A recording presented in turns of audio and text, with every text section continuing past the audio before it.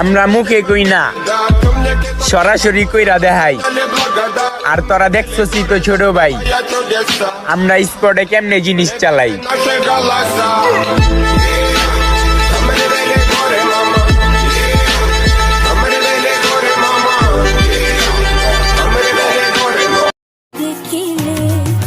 Million হইতে বেশি দেরি নাই। সফলতা দেখা হেটার্স গুলা সব হারায় যাইতাছে, কিন্তু আমার ভালোবাসার মানুষগুলা কিন্তু হারায় নাই।